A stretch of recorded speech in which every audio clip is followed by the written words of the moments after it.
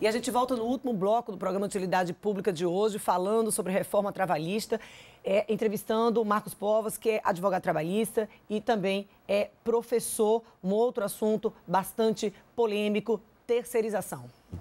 A terceirização, o que é terceirização? Uma empresa, né, hoje, né, ela poderia contratar uma outra empresa para realizar uma atividade, né, que não é a sua própria atividade. Né? Por exemplo, um hospital pode contratar uma empresa para poder fazer a lavanderia das suas roupas de cama, mas ele não poderia contratar uma empresa para colocar médico.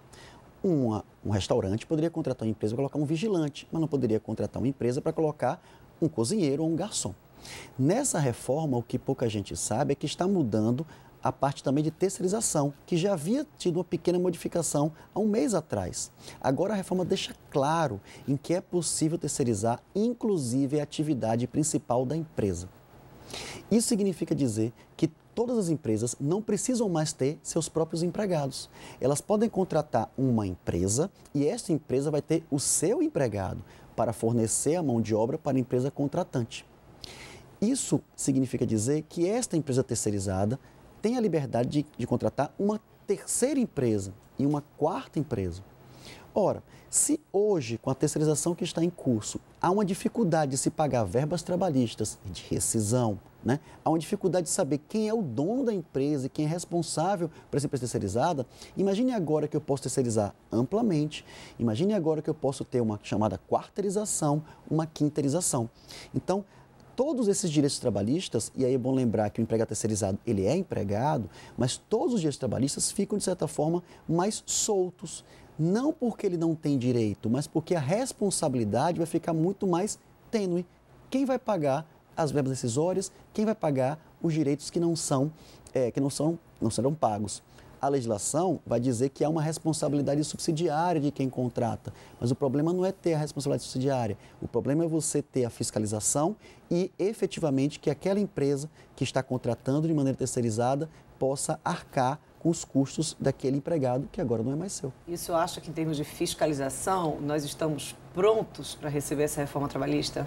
De jeito nenhum, ainda lhe digo mais, né? A reforma trabalhista, ela cria algumas situações. Por exemplo, se hoje o empregado for despedido, ele tem que ter a sua rescisão homologada pelo Ministério do Trabalho, homologada pelo sindicato, exatamente para que haja uma fiscalização para saber se as verbas estão sendo pagas, né, corretamente e mesmo se estão sendo pagas efetivamente. Os novos programas de demissão ou despedida incentivada, o que estiver descrito ali está valendo, ou seja, todas aquelas cláusulas e todos aqueles direitos dão quitação geral e irrestrita a qualquer verba trabalhista. Isso é um grave problema porque há, e como isso já aconteceu historicamente, uma pressão, e aí nós estamos tratando de administração pública, em verdade, uma pressão para que aqueles empregados aceitem os programas de demissão incentivada e que, neste caso, eles não vão poder mais reclamar nenhuma verba. Como advogado trabalhista, o senhor vê essa reforma deve aumentar a quantidade de processos trabalhistas ou não, justamente por essa questão do acordo empregado-empregador ter valor máximo? Uma lógica que se está vendendo é que isso vai diminuir os tensionamentos nas relações de emprego e como diminui o tensionamento na relação de emprego, eu não tenho mais demandas trabalhistas. Na verdade, eu penso que não vai haver demandas trabalhistas porque eu não vou ter mais empregado. Não vai ter mais demanda trabalhista porque eu não tenho o que discutir com relação aos meus direitos e obrigações que não foram cumpridas. Porque se agora eu posso terceirizar de maneira irrestrita, se eu posso fazer com que o empregado crie uma pessoa jurídica e eu faço a contratação de prestação de serviço para ele, se eu posso contratar um sujeito em caráter autônomo sem nenhuma verba trabalhista, isso vai fazer com que eu não tenha direito de trabalho. E se eu não tenho direito de trabalho, eu não tenho ação trabalhista. Então, na verdade, não é porque as relações trabalhistas vão ser destensionadas. É porque não vai haver relação trabalhista. Ninguém mais vai ser empregado. Essa é a lógica, é o fim do direito do trabalho. E aí tem outro ponto que é a questão dos sindicatos, né? Por exemplo, hoje você homologa ali a sua rescisão, você busca o sindicato, se você tem uma demissão, vai ter uma demissão em massa, você busca ali o sindicato da categoria. Agora, o sindicato foi extremamente desvalorizado com essa reforma trabalhista. Exatamente. É uma lógica, né, de sociedade. O indivíduo que está numa luta sozinho, ele não consegue, né, os ganhos do que se ele estiver numa coletividade. Isso é uma lógica em qualquer circunstância, seja na sua escola, lutando por uma escola melhor, né? Seja num plano de saúde, numa discussão acerca de aumentos de plano de saúde, né? Seja num balcão de uma operadora, né, de aviação, porque o seu voo atrasou. Uma reclamação sozinho, individual, não gera o mesmo efeito de uma reclamação coletiva. Com o enfraquecimento dos sindicatos, isso vai fazer com que esses direitos, né, cada um vá lutar pelo seu direito, né? Isso enfraquece as relações. De certa forma, o sindicato ele pode ter sido valorizado em que os acordos e convenções coletivas têm prevalência sobre a lei. O problema não é esse. O problema é que acordo e convenção coletiva é bilateral. E se a empresa ou sindicato de empregadores não quiser negociar, não negocia. Ou ele pode escolher com que sindicato ele vai negociar. E é óbvio que ele vai negociar com o sindicato que está mais simpático à causa empresarial, como acontece hoje. Então, as relações sindicais também estão esgarçadas aí. E aí, claro, sobre reforma trabalhista, a gente tem inúmeros pontos para estar abordando, mas infelizmente o nosso tempo não dá para a gente estar discutindo todos esses pontos. Mas eu queria encerrar com aquela questão do horário do almoço, que eu acho que vai gerar muita polêmica e muita satisfação daí para frente. Isso. Hoje, a legislação prevê que se uma pessoa trabalha acima de 6 horas, ou seja, entre 6 e 8 horas, ele tem direito a 1 hora ou até 2 horas de almoço. É possível hoje a redução do horário de almoço, desde que o Ministério do Trabalho autorize, desde que a empresa tenha refeitório e não tenha horas extras.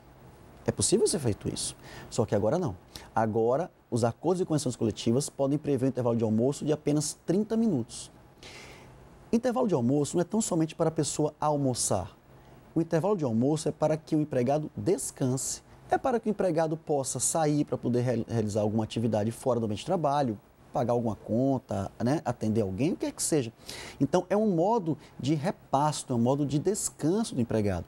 Isso pode gerar, né, um problema, pode gerar um empregado desatento, pode gerar um empregado mais cansado com acidente de trabalho.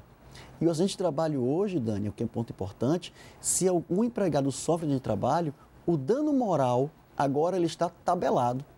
Exemplo, se um sujeito recebe R$1.000 de salário e ele vem a falecer dentro do ambiente de trabalho, os seus familiares têm direito a uma indenização por dano moral, que é só até 50 vezes o salário do empregado. Então, se ele recebe R$1.000, a morte de um empregado, uma relação de emprego, custa R$50.000. A reforma trabalhista tabela, né, em que a sua vida tem o valor de 50 vezes o seu salário. Ou seja, mais uma imposição dessa reforma trabalhista. O que é extremamente difícil porque não houve discussão com os empregados, só houve discussão com a classe empresarial. E aí muita gente acredita, olha, isso aí só vale para quem trabalha para uma empresa privada. Não, isso vale também para o setor público, né? Para aqueles trabalhadores que têm um vínculo de emprego com a administração pública, uma empresa pública, uma sociedade de economia mista, uma fundação com personalidade de direito privado, que são regidos pela CLT, também tem prevalência essas normas trabalhistas. Mesmo que as pessoas sejam concursadas? Mesmo que elas sejam concursadas, e aí atinge especificamente a questão relativa ao PDI, né, o Programa de Demissão Incentivada, atinge também os acordos e convenções coletivas com relação ao almoço, né, o intervalo entre a jornada, atinge também a questão relativa a férias, né, atinge também a questão relativa ao dano moral. Marcos Povas, infelizmente nosso tempo chegou ao fim. Queria muito estender esse programa para a gente continuar debatendo isso, porque eu acho que o que está precisando, quando a gente fala de reforma trabalhista, é debate, né? Porque as pessoas, elas pegam um pontinho ali, um pontinho aqui, mas assim, com clareza mesmo, esse assunto não foi debatido. Não, de jeito nenhum. Por isso que nós estamos agora tentando alertar que essa reforma trabalhista, ela é prejudicial ao trabalhador e, por consequência, é prejudicial às relações de emprego em geral, que vai gerar um tensionamento nas relações sociais. Mas isso só o tempo dirá. Muito obrigada mais uma vez pela presença do senhor aqui no Utilidade Pública. A gente encerra essa edição do programa hoje, tentando aí esclarecer alguns pontos desse assunto polêmico, que é a reforma trabalhista. Para você, uma excelente semana. A gente volta a se encontrar amanhã no mesmo horário aqui na sua TV Peripê, a partir das 18 horas. Eu espero você.